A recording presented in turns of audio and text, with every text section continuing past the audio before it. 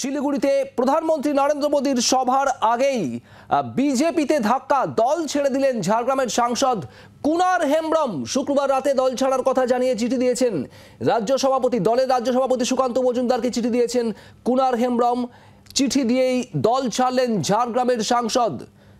শিলিগুড়িতে প্রধানমন্ত্রী নরেন্দ্র মোদীর সভা, আর সেই সভার আগেই বড়সড় ধাক্কা, বঙ্গ বিজেপিতে দল ছেড়ে দিলেন ঝাড়গ্রামের সাংসদ কুনার হেমব্রম। সৌরভ চৌধুরী আমাদের প্রতিনিধি রয়েছেন আমাদের সঙ্গে। সৌরভ, কি খবর পাওয়া যাচ্ছে এখনো পর্যন্ত? কেন দল ছাড়লেন কুনার হেমব্রম, কি জানাচ্ছেন তিনি?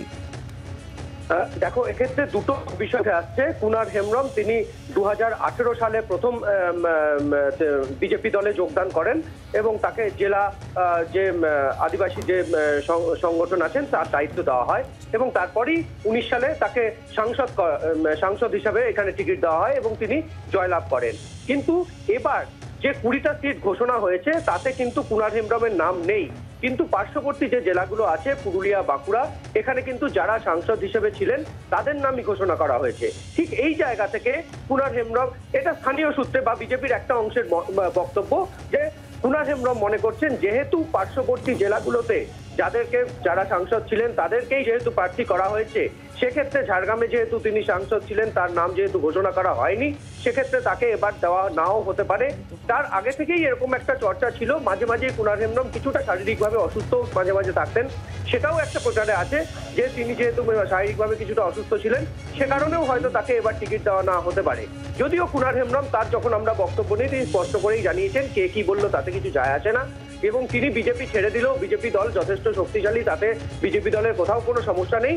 তার নিজস্ব কিছু সমস্যা আছে, সেই জায়গা থেকেই তিনি এই দল ছাড়তে চেয়েছেন, দল ছাড়তে চেয়ে চিঠি দিয়েছেন এবং তিনি আর দলের কাজ করতে চান না এবং আগামী দিনেও তিনি যে অন্য কোনো দলে যাবেন বা অন্য কোনো দলের সঙ্গে সংযুক্ত হবেন এক্ষেত্রেও তিনি স্পষ্ট করে জানিয়েছেন যে তিনি সেটাও করবেন না। তার যে সামাজিক সংগঠন আছে সেই সংগঠনের মানুষের যে সমস্ত কাজকর্ম সেটাই তিনি দেখভাল করবেন। যদিও এই আজকে নরেন্দ্র মোদী তিনি প্রধানমন্ত্রী, তিনি আসছেন, তার আগে তার এই দল ছাড়া এটা কিন্তু যথেষ্টই তাৎপর্যপূর্ণ এবং তৃণমূল কটাক্ষ করতেও ছাড়ছে না। তাদের খুব বক্তব্য যে যেহেতু জঙ্গলমহলে এবার সিটটা একটু টালমাটাল সিট রয়েছে, এবার পঞ্চায়েতে সেভাবে বিজেপি যেহেতু তার ভালো ফল করতে পারেনি, সেই জায়গা থেকে তার আগে ভাগেই কুনার হেমব্রম তিনি জানেন তিনি টিকিট পাবেন না, তিনি টিকিট পেলেও হারবেন, সে কারণেই তিনি তার সদস্যপদ ছেড়ে দিচ্ছেন। সৌরভ, তুমি আমাদের সঙ্গে থাকো। কুনার হেমব্রম, ঝাড়গ্রামের সাংসদ কুনার হেমব্রম, তিনি কি জানাচ্ছেন তার বক্তব্য শোনাবো। ব্যক্তিগত কারণেই আমি দলের কাছ থেকে সরে যেতে চাইছি। সেটা কে কি ভাবছে সেটা আমি বলতে পারবো না। যে যার মতো করে এক্সপ্লেনেশন দিচ্ছে বা বলছে সেটা নিয়ে আমার বলার কিছু নেই। লিখিতভাবেই আমি জেলা সভাপতিকে দিয়েছি, আমাদের অফিস সেক্রেটারিকে দিয়েছি। সৌরভের সঙ্গে আরো একবার কথা বলবো। সৌরভ, আমরা কুনার হেমব্রমের বক্তব্য শুনছিলাম। ঝাড়গ্রামের সাংসদ বলছেন যে তিনি ব্যক্তিগত কারণে দল থেকে অব্যাহতি দিচ্ছেন, দলের কাজ ছেড়ে দিচ্ছেন, কিন্তু ঝাড়গ্রাম জেলা বিজেপি নেতৃত্ব তাদের কি বক্তব্য বা তারা কি কিছু বলছেন যে ঠিক কি কারণে কুনার হেমব্রম দল ছাড়লেন একেবারে লোকসভা ভোটের মুখে? দেখো, জেলা সভাপতি তিনি তুফান মাহাতো, তার সাথে আমরা যোগাযোগ করেছিলাম। তিনি স্পষ্টতই জানিয়েছেন যে দলের যথেষ্টই এজেড পার্সন তিনি এবং তিনি দীর্ঘদিন দল করছেন, তিনি সাংসদ ছিলেন। তিনি গতকাল রাত্রেই এই বিষয়ে একটা চিঠি দিয়েছেন। তার সঙ্গে তার কি বিষয়, তিনি কেন এটা করতে চাইছেন এই বিষয়ে দল তার সঙ্গে যোগাযোগ করবে এবং দল তার সঙ্গে বিস্তারিত আলোচনা করবে এবং তার যদি কোথাও কোনো সমস্যা থাকে তাহলে সেটা দলের তরফ থেকে দেখা হবে। এর বাইরে তিনি আর কিছু জানেন না, তিনি এই বিষয়ে কিছু বলছেন না। তবে দলের আরেকটা অংশের যারা ক্যামেরার সামনে মুখ না খুললেও যাদের বক্তব্য যে সম্প্রতি দলের থেকে একটা দূরত্ব তৈরি হয়েছিল, দলেরই একটা মূল অংশ তারা চাইছিলেন না এবার কুনার হেমব্রম প্রার্থী হোক। তার জায়গায় যেহেতু পঞ্চায়েতে একটা খারাপ ফল হয়েছে তাই নতুন কোনো মুখ দিয়ে এখানে সেই ড্যামেজ কন্ট্রোল করার একটা চেষ্টা দলের তরফ থেকে করা হবে, সেরকমই একটা প্রস্তাব রাজ্য স্তরে পাঠানো হয়েছিল। সেই জায়গা থেকেই কুনার হেমব্রম কিছুটা অভিমানী এবং সেই অভিমানের জায়গা থেকেই তিনি সম্ভবত এই সদস্যপদ খারিজের চিঠি দিয়েছেন। আরো একবার জানাবো আপনাদের, ঝাড়গ্রামের সাংসদ বিজেপি সাংসদ কুনার হেমব্রম দল ছাড়ার সিদ্ধান্ত নিয়েছেন। ইতিমধ্যেই চিঠি দিয়েছেন তিনি দলের সভাপতিকে দল ছাড়ার বিষয়ে জানিয়ে। ব্যক্তিগত কারণেই দল ছাড়ছেন এমনটাই বক্তব্য ঝাড়গ্রামের সাংসদ কুনার হেমব্রমের। যদিও গত বছর থেকেই ক্ষোভ বাড়ছিল কুনার হেমব্রমের। ঠিক কি বলেছিলেন শোনাবো আপনাদের। আপনার নামটা কি বলবেন? বুথে যদি কোনো প্রেসিডেন্টও না মানে করতে সাহস না করতে পারে যে করার জন্য, নমিনেশন ফাইল করার জন্য, তাহলে কিসের রিপোর্ট হয়েছে? অনেকগুলো রিপোর্ট আমরা দেখেছি। দিলীপ দাও অনেক ক্ষেত্রে বলেছেন যে রিপোর্টিংটা হয়েছে ঘরে বসে বসে, ফিল্ডে কে কাজ করছে না কাজ করছে সেটা আমাদের দলেরও সে খোঁজ খবর নেওয়া হয়নি। এখন আমি নিজের থেকে যদি বলতে পারি যে আমার বুথে যে মানে কোনো প্রার্থী হয়নি, মানে দেওয়া হয়নি, এই খবরটা আমাদের জেলা অফিস থেকেও কখনো কেউ জানায়নি, বুথ থেকেও জানায়নি, বা মণ্ডল থেকেও জানায়নি। সেরকম যদি ক্যান্ডিডেট পাচ্ছে না, তাহলে আমাদেরকে তো কমসে কম বলা হতো, যে জানানো হতো যে ওই দাদা আপনার বুথে আমরা লোক পাচ্ছি না, তাহলে অবশ্যই আমি লোকের ব্যবস্থাটা করতাম।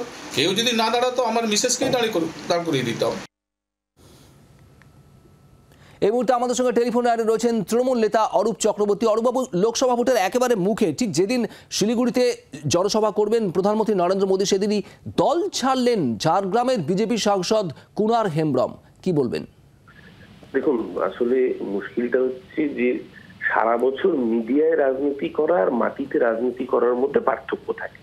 সারা বছর সোশ্যাল মিডিয়ায় রাজনীতি করে বিজেপি, মিডিয়ার মাধ্যমে বেঁচে থাকে বিজেপি, কিন্তু যাদের মানুষের সাথে কোনো সংস্রব থাকে না, তাদের নির্বাচন আসলে পরে এই অবস্থা প্রতিবারই হয়। আজকে ঝাড়গ্রামের রানিং সাংসদ, মানে যিনি এখনো পর্যন্ত ঝাড়গ্রামের সাংসদ, তিনি লোকসভা নির্বাচন ঘোষণার কার্যত 2 কি 3 দিন আগে দল ছাড়ার ঘোষণা করছেন। এর আগে আমরা একই জিনিস দেখেছি, আলিপুরদুয়ারের বিজেপি সাংসদ কার্যত যার নাম ঘোষণা হয়েছে তার বিরুদ্ধে রাস্তায় নেমে মিছিল করেছেন।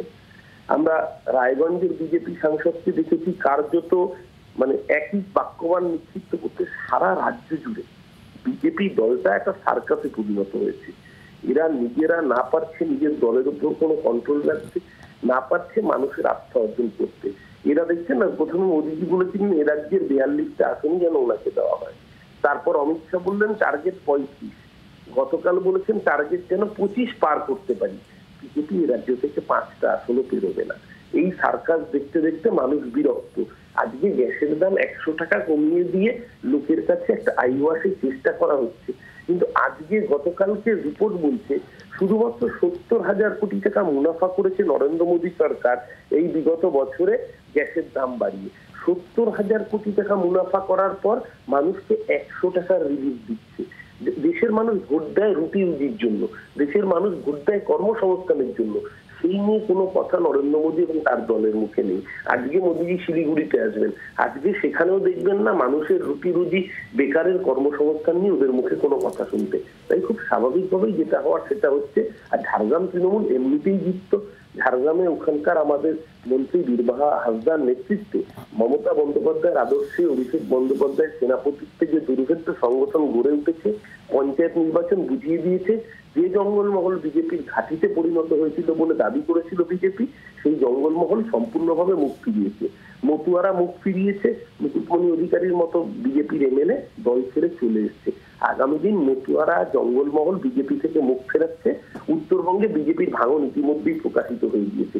যে 3টে জায়গাকে কেন্দ্র করে বিজেপির স্থান, 3টে জায়গাতেই বিজেপি শেষ হচ্ছে। গতবার 18টা আসন পেয়েছিল, এবার 2টো সিট পায় কিনা সন্দেহ। ধন্যবাদ। তৃণমূল নেতা অরূপ চক্রবর্তী আমাদের সঙ্গে ছিলেন টেলিফোনে। এই মুহূর্তে টেলিফোন লাইনে রয়েছেন আমাদের সঙ্গে বিজেপি রাজ্য মুখপাত্র শ্রমিক ভট্টাচার্য। শ্রমিকবাবু, কুনার হেমব্রম দল ছাড়ার সিদ্ধান্ত নিয়েছেন ঝাড়গ্রামের বিজেপি সাংসদ। লোকসভা ভোটের একেবারে মুখে, কতটা ক্ষতি হতে পারে বঙ্গ বিজেপির ক্ষেত্রে? তৃণমূলের বক্তব্য যে আসন সংখ্যা অনেক কমবে, 18 থেকে 2-এ এসে দাঁড়াবে, এভাবেই কি বলবেন?